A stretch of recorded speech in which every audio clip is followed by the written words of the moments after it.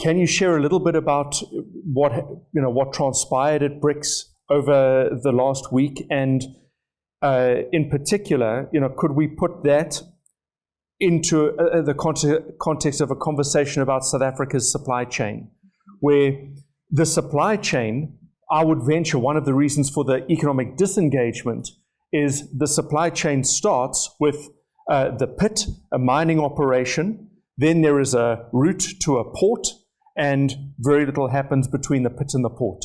And so we sit with a disconnected, exclusive, rent-seeking, extractive economy.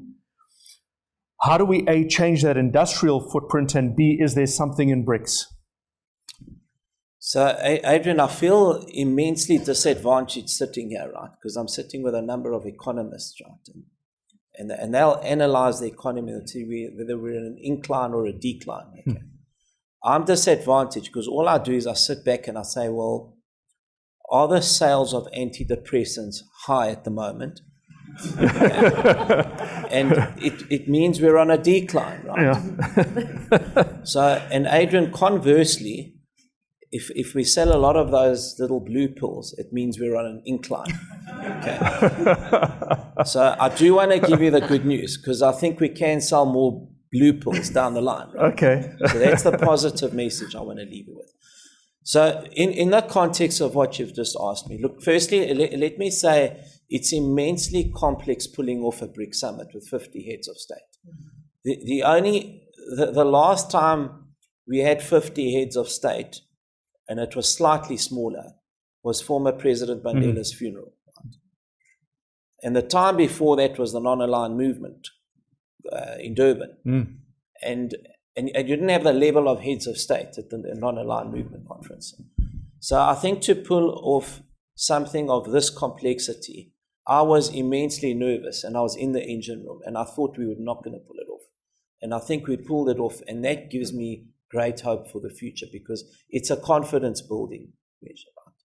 Because had we not seamlessly executed, the narrative would have been awful this morning.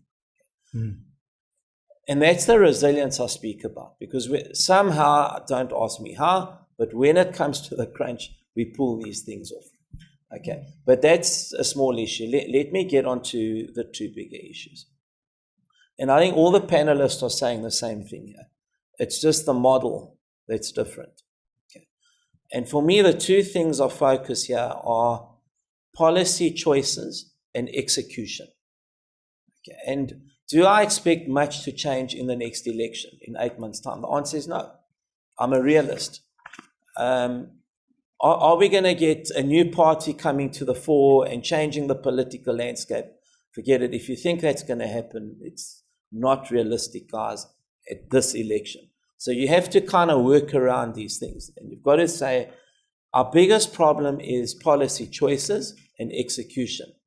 And that's where you need you need to be sitting at the table and influencing those policy choices. And the best way to do that is play to your strengths. Business's strengths, as I said, are not the numbers, Adrian. You know, I belong to the South African Greek community, right? And they all come to, we're not going to vote. I said, well, there's only like 10,000 of you that can vote. Do you honestly think? And then they think about it, they digest, and they realize. So I said, your impact can be a very different one. It can be at a CSR, SED level. That's where you ought to be investing your time. Because even if you got all 11,200 of you to vote for one party, it's not going to make a difference. So I said, get real, guys. And we've got to be realistic here. So the two things very quickly, Adrian. On these policy choices, we're not seeing the likes of a Discovery, of an Aspen coming through the last 15 years. I'm not seeing that. Why? Because we've become a state of dependence. As high as 18 million, 19 million, whatever the number is. We have snuffed out entrepreneurship in this country, regrettably. And Adrian, that's why you're working hard in the Route to Market program. It's precisely for that reason. Because you have another 200,000, mainly black entrepreneurs in our country, you will solve the problems of the country, I can assure you. Up and downstream. So something as basic as, how do we leverage public procurement? The state spends 1.2 trillion rand, mainly on goods and services, and yet does very little to use that as leverage to put those 200,000 entrepreneurs into business.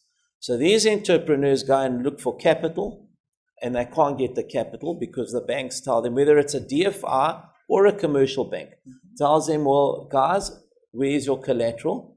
You don't have collateral, where's your offtake? So we don't have that either. So guess what happens? Okay. So using that to give offtakes, as many other countries have done, are very basic things that you can fix tomorrow morning. So when I say policy choices, I mean exactly that. For me, the most powerful lever for transformation is that 1.2 trillion rand that the public sector spends every year. Take it over 10 years, it's 10 trillion rand that we have wasted, guys.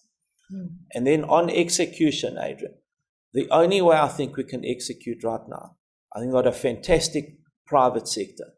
In many respects, a world-class private sector. So you're looking for hope. Private sector gives me hope.